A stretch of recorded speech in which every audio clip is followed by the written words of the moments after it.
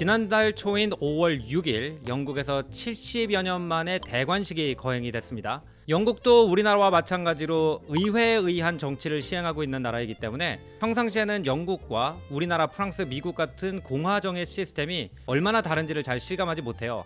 하지만 영국의 대관식이 거행되면서 여기가 진짜 왕국이구나를 실감할 수 있는 몇 가지 일이 있었습니다. 하나는 영국의 국가가 바뀐 거예요. 엘리자베스 2세 재임 기간 동안에는 God Save the Queen, 시니어 여왕을 보호하소서였습니다. 하지만 이제 God Save the King, 시니어 왕을 보호하소서로 바뀌었어요. 또 대부분의 왕국은 화폐에 국왕의 초상을 쓰는 경우가 대부분이죠. 이번에 새 왕이 들어있는 지폐로 교체하고 있습니다. 또 엘리자베스 2세 여왕의 재임 기간이 워낙 길었기 때문에 많은 영국인들에게 이번 대관식은 한 시대가 끝나고 새로운 시대가 도래하고 있음을 알려주는 상징적인 행사기도 했습니다.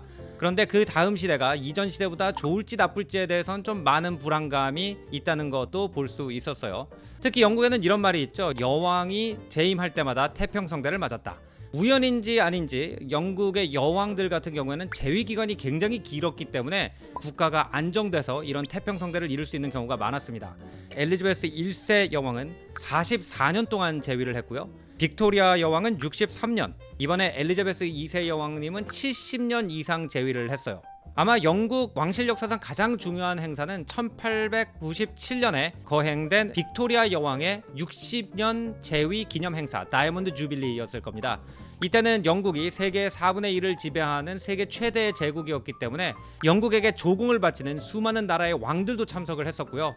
영국이 세계에서 가장 잘 나가는 나라라는 것을 상징적으로 보여준 행사로 평가받고 있습니다. 근데 엘리자베스 2세 여왕 같은 경우에는 영국 역사상 유일하게 70년을 재임한 여왕이었기 때문에 역사상 최초로 플라티늄 주빌리, 재위 70년을 기리는 행사를 했었고요. 이것은 영국의 왕실이 그만큼 오랫동안 안정성을 가지고 유지된다라는 뜻으로 받아들여졌어요. 하지만 이번에 대관식은 플라티늄 주빌리 그리고 또 엘리자베스 2세 여왕의 장례식보다도 훨씬 시청률, 흥행 그리고 국민들의 지지면에 있어서 떨어졌기 때문에 세계 언론들이 이 행사를 어떻게 커버했는지 비교해보면 재밌을 것 같다 생각해서 오늘 컨텐츠 준비해봤습니다. 일단 영국의 대표 신문 중 하나인 가디언지에 나온 기사를 보겠습니다. 약 2천만 명이 TV로 찰스 3세의 대관식을 관람했다. 이것은 고 여왕님의 장례식 시청자의 3분의 2 정도이다. 찰스 왕도, 카밀라 왕비도 엘리자베스 2세 여왕만큼의 인기를 누리지 못하고 있다. 글라스코와 카디프에서는 내 왕이 아니다 라는 피켓을 든 사람들이 시위를 했다. 안필드에서는 리버풀 축구 팬들이 이번 행사를 기리는 애국가를 야유로 덮어버렸다. 반대관식 시위는 런던에서도 벌어졌고 집회 허가도 받았으나 경찰은 시위를 가리기 위해서 임시벽을 설치했고 52명을 선제 체포했으며 그중 반왕정주의 운동인 공화정이라는 포럼의 리더가 포함되어 있었다. 일단 칼디프는 그레이트 브리튼이라고 하는 공동체에 속해 있지만 잉글랜드과는 다른 나라인 웨일즈의 주요 도시인데 여기서 시위가 났다고 보도가 되고 있습니다. 지금 우리가 흔히 영국 왕실이라고 부르는 그 왕실은 잉글랜드의 왕관 외에도 웨일즈의 군주라든지 스코틀랜드에 있는 주요 영지들의 공작 타이틀 등을 겸하고 있죠. 엘리자베스 2세 여왕이 잉글랜드의 여왕이었고 왕세자가 웨일즈의 군주, 여왕의 남편인 필립 공이 생전에 스코틀랜드의 가장 중요한 도시 중의 하나인 에딘버러의 공작을 맡고 있었습니다. 이런 체제를 통해서 사실상 웨일즈나 스코틀랜드가 영국의 일부로 전락했다고 생각하는 사람들이 있고요. 찰스 3세가 즉위하자 내 왕은 아니다 라는 시위를 한 모양이에요. 그리고 여기에 보면은 왜 행사를 할 때 국가를 야유로 덮는지 좀 의아할 수도 있는데 아까 말씀드린 대로 영국의 애국가는 왕이라는 개인을 기리는 애국가이기 때문에 이번 왕의 즉위에 반대하는 사람들이 야유를 내뱉었다라고 이해하면 될 것 같습니다. 가디언지 기자의 의견이 뒤따르는데요. 완응을 신격화시키고 성유를 바르는 의식, 국교와 왕정의 지속적 관계, 궁전 발코니에 나온 왕족에게 응원하기 위해 나온 군중은 영국의 특징이나 좋은 특징은 아니다. 이 모든 것은 우리나라를 유치하게 만든다. 제가 전에 피터와 폴과 함께 영국 왕실에 대한 얘기를 했을 때 피터가 그런 얘기를 했었죠. 만약에 왕실이 없다면 영국은 그냥 유럽의 여러 나라 중에 하나이지 사람들이 영국 하면은 어떤 이미지도 가지게 되지 않을 것이다 라면서 이제 왕정이 영국 브랜드를 위해서 큰 일을 한다고 얘기를 했어요. 하지만 이 가디언지의 기자는 특징이나 좋은 특징이 아니다라고 하면서 마치 왕자 공주 드라마나 만화를 보는 아이들처럼 만든다. infantilize, 유아화시킨다라고 비판하고 있습니다. 왕정에 대한 중요한 토론은 이제 피할 수 없다. 왕정의 부가 어디서 왔는지, 그리고 왕정과 영국이 타국을 침략하고 노예화한 제국주의와의 관계 등도 토론 주제에 반드시 포함되어야 한다. 영국도 점점 많은 이민자들이 사는 나라가 되고 있고, 이민자들의 많은 사람들이 전에 영국의 식민지배 피해를 받았던 나라 출신 사람들로 이루어져 있기 때문에 영국도 이 역사를 어떻게 재정립하고 영국의 정체성을 어떻게 정의해야 되는지에 대해서 많은 고민이 있어요. 하지만 영국의 제국주의 시대의 영광을 상징하기 때문에 이런 새로운 다양한 민족으로 이루어진 영국과 맞지 않다는 비판도 이 신문뿐 아니라 많은 신문에서 볼 수 있었습니다. 다음은 5월 6일 파이낸셜 타임즈 기사를 보겠습니다. 1953년 전쟁의 트라우마에서 회복하고 있던 영국은 사회학자 에드워드 실즈와 마이클 영이 민족적 성찬식이라고 묘사한 것이 꼭 필요했던 시기였다. 브리타니아와 꼭 닮은 27세의 우아한 여성이 그 화신이었던 것이다. 브리타니아는 영국에 가면 많이 볼 수 있는 굉장히 이상적인 어떤 여성의 모습으로 조각이나 지폐에 넣어서 영국이라는 나라 상징하는 인물이에요. 27세 엘리자베스 여왕의 옷차림 또는 표정과 굉장히 많이 닮아 있어요. 수호 여신인 브리타니아와 굉장히 닮은 27세의 우아한 여성이 대관식을 받는 모습이 2차 세계대전이라는 끔찍한 사건을 겪고 그 트라우마를 극복하려고 하는 영국인들에게 큰 힘이 됐기 때문에 그 당시에는 대관식에 대해서 오늘날처럼 많은 반대 의견이 없었다라고 얘기를 하고 있죠. 이 대관식 의례의 중요한 부분은 실제로 서기 973년 베스 수도원에서 진행된 앵글로색슨 왕 에드가의 대관식에서 유래한다. 1953년의 대관식은 이 전통을 파괴하려고 한 파시스트들에 대항한 영국의 끈질김에 대한 상징으로 이해될 수 있었다. 제가 스페인 친구에게 이번 대관식을 맞아서 영국과 스페인 사람들이 왕실의 역할에 대해서 어떻게 생각하는지에 대해서 물어봤더니 스페인과 영국 사람들 둘 다 왕실이 파시즘에 대한 방파제라는 점에서는 동의할 것이다 라고 얘기를 했습니다. 이 왕실이라는 것은 수백 년 또는 1000년 이상 쌓인 전통과 선례 그리고 관습으로 이루어진 조직이기 때문에 일시적으로 국민들이 잘못된 사상에 빠진다 해도 바로바로 법을 바꾸거나 지도자를 바꾸기가 어렵게 돼 있대요.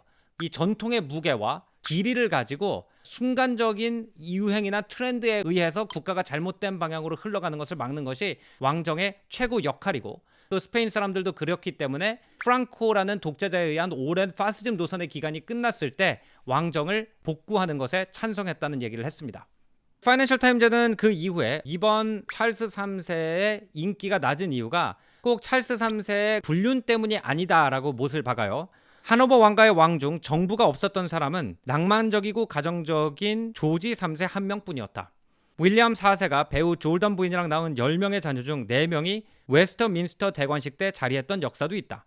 에드워드 7세의 인생을 장식한 정부들의 행렬도 그가 왕으로 누린 인기에 어떤 영향도 없었다. 그러면서 이제 이런 스캔들보다는 찰스 3세의 재임이 성공적일 거냐는 것은 전혀 다른 데 달려 있다라고 얘기를 합니다. 일단 영국 왕실이 21세기에 해야 되는 일이 뭔지를 평론하고 있는데요. 왕정은 날카로운 의견 대립 속에서도 국가에 대한 사랑이 분열의 신랄함 앞에 완전히 무릎 꿇지 않도록 하며 모든 국민에게 내가 이 국가의 역사, 제도, 관리의 일부다라는 최소한 하나의 공통점을 제공하는 데 있다.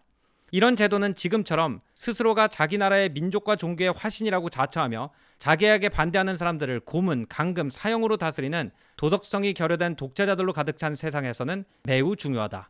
그런 독재자들에 비하면 왕정은 무해한 대체품이라 볼 수 있다.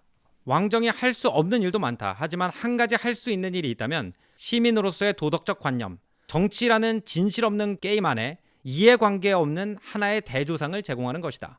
정치가들이 도덕성이 결여됐다든지 어떻게 저렇게 자기네들이 이기는 거에만 신경 쓰냐라고 비판을 많이 하죠.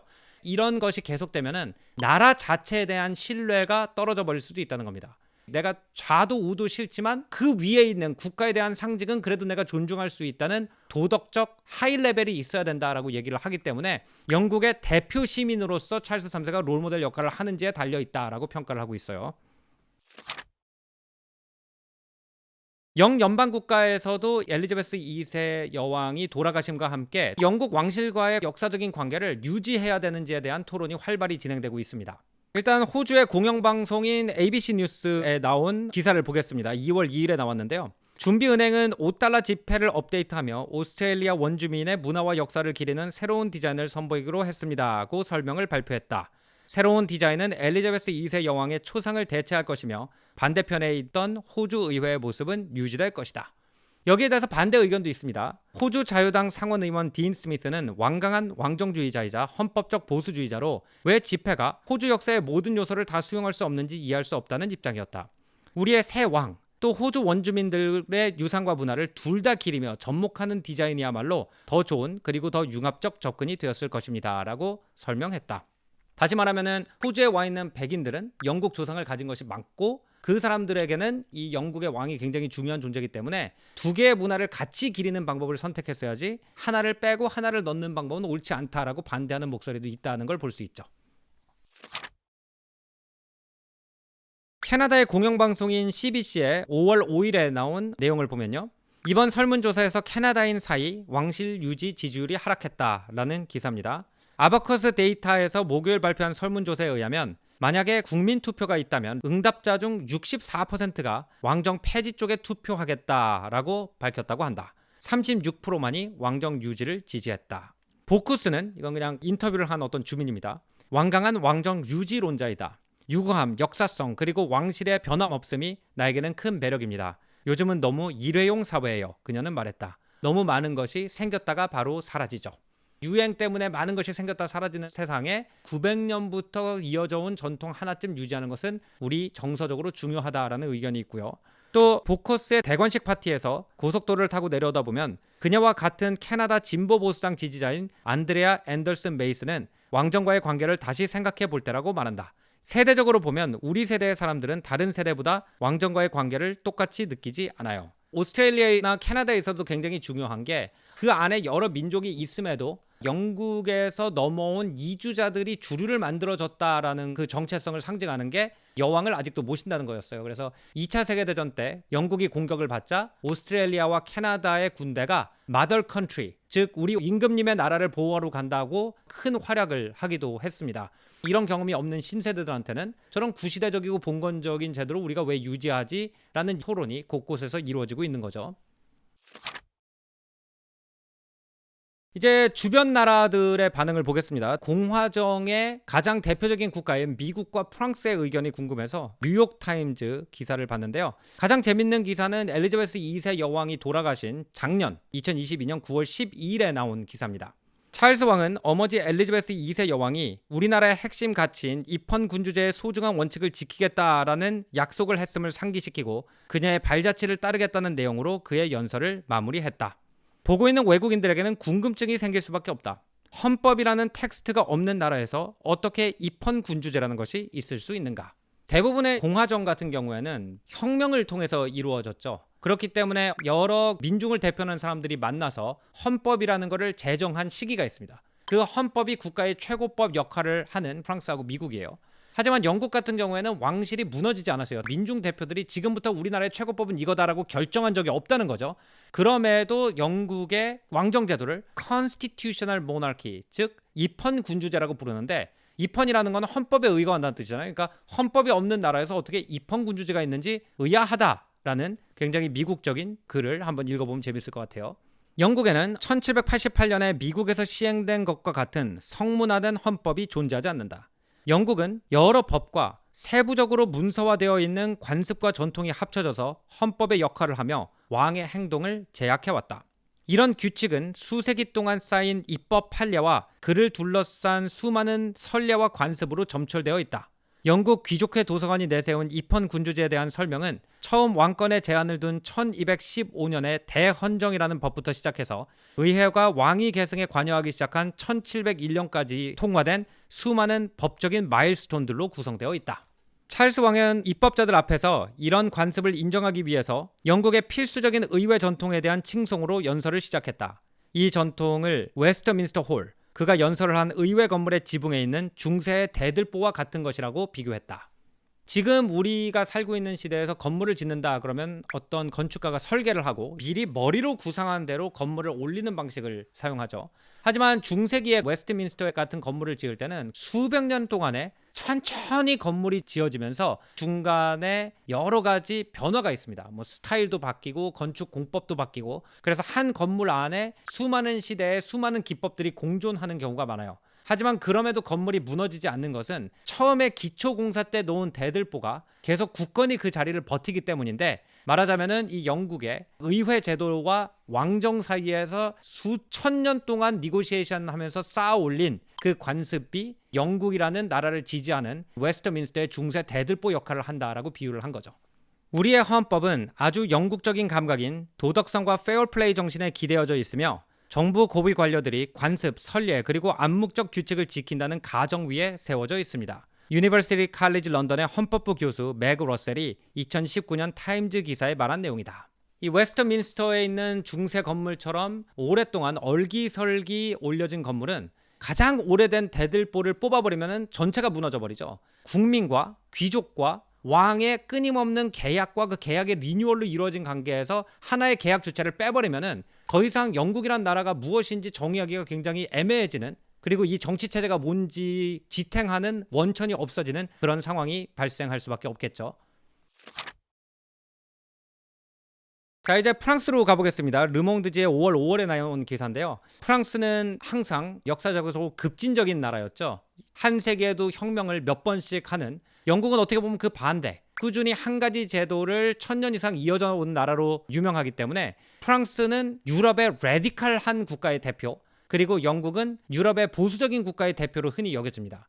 조세프 드 메스트라든지 라이몽 아롱 같은 사람들은 끊임없이 이어져 내려오는 관습을 무시하고 혁명이라는 거를 일으켜서 관습을 다 지워버리고 사람들이 그냥 머리로 생각해가지고 완벽하다는 제도를 만들면 대체로 그 제도가 갑자기 만들었으니까 허술하기 때문에 그 허술함을 파고들어서 로베스피에르 같은 독재자도 나오고 나폴레옹 3세 같은 무능한 황제도 나왔다. 그래서 오히려 어떤 면에서는 영국처럼 그때그때 큰 뿌리는 바꾸지 않고 구멍을 보완하는 방식으로 나라를 만드는 것이 훨씬 더 좋다라는 반면교사로서 영국을 칭송하는 철학자들이나 정치학자들도 많이 있었습니다. 자, 그런 백그라운드를 알고 있는 상태에서 대관식에 대한 프랑스의 기사를 읽어볼게요. 일단 왜 찰스 3세의 대관식이 어머니의 장례식보다 인기가 없는지를 분석을 합니다. 이번 웨스트민스터 수도원에서 대관식을 맡게 된 왕은 74세이며 영국 역사상 가장 많은 나이의 왕이 된다. 찰스 3세가 건강상 문제가 있는 것은 아니나 어머니가 1953년 6월 2일에 성 에드워드의 왕관을 머리에 썼을 때보다 거의 50세가 나이가 더 많다. 그 시절 젊은 왕비는 신선했고 희망을 상징했으며 전쟁으로 지친 나라의 자부심을 돌려줬다. 환경보호에 대한 왕의 열정과 종교적 다양성에 대한 진정성에도 불구하고 그 아들은 그런 가치의 화신이 되기에는 너무 나이가 많다.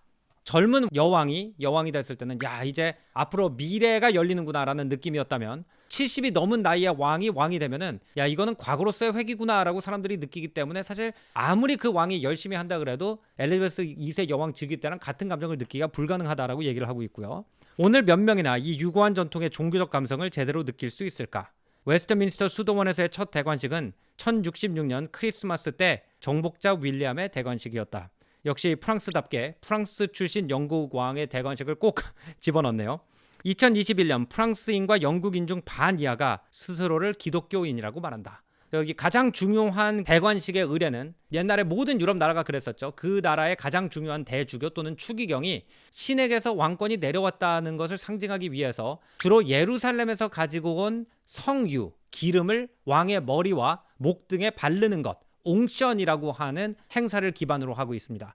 그래서 기름이 발라졌다, anointed라는 것이 왕으로 지정됐다라는 동사로 쓰이기도 하고, 그런데 오늘날은 영국과 프랑스 국민들의 반 이하가 기독교를 믿는데 왕의 권한이 종교로부터 나왔다는 것을 상징하는 의례가 사람들의 마음을 건드리기는 매우 어렵다라고 분석하고 있죠.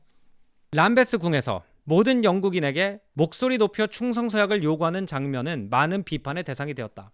21세기에 수백만 명의 사람들에게 단지 잘 태어났기 때문에 왕이 된 사람 앞에서 신하처럼 허리를 굽히라는 요구가 과연 정당한가?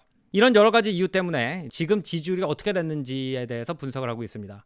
공영방송은 유거브에 의한 설문조사에서 왕정에 대한 전반적 지지가 떨어지고 있다는 내용을 방송했다. 59%는 왕정을 지지했고 25%의 응답자는 선거에 의해서 국가 총수를 선택해야 된다고 선호했다. 18세, 24세 사이의 하락이 가장 컸다. 이 나이대에선 오직 32%만이 국가 원수로 세습 왕조를 지지했다.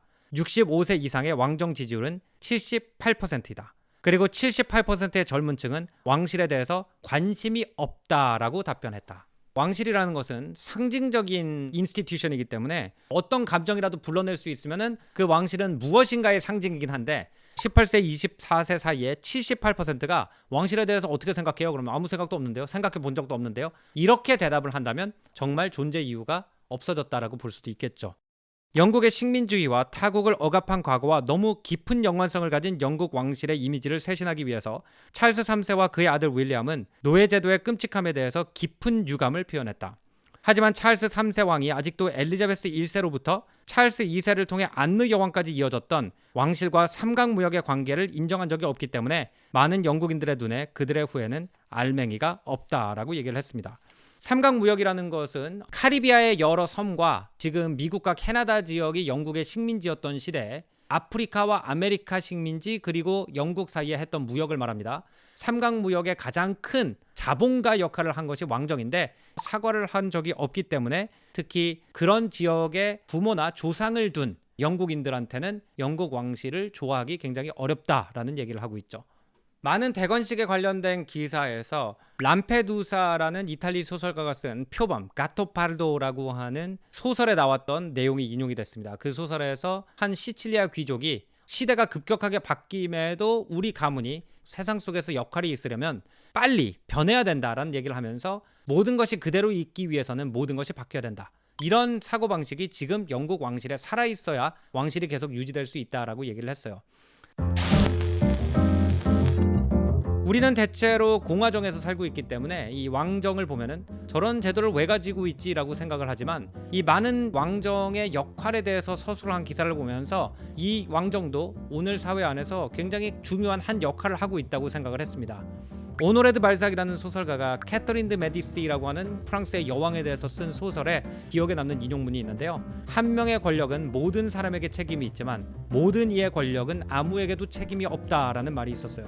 즉 왕은 혼자로서 국민 전체를 상대해야 되는 권력이기 때문에 모든 국민의 목소리에 귀를 기울이지 않으면 단두대에 목이 날아가지만 50% 이상의 국민이 동의한 권력은 나머지 30%나 40%의 의견을 무시하기 굉장히 좋다라는 거죠. 그렇기 때문에 대다수의 권력과 소수의 권리를 밸런스를 맞추는 역할을 왕정이 해왔다라고 믿어서 이런 나라들도 왕정을 유지하는 것이고 공화정에서도 이런 밸런스를 맞추는 것이 얼마나 중요한지에 대해서 생각해보는 것이 이 왕실의 역사가 아닌가 생각이 됩니다. 쇼핑턴 포스트는 여기서 마무리하고요. 다음 시간에는 또 다른 재밌는 세계 이슈 이야기로 여러분 찾아뵙겠습니다. 안녕히 계십시오.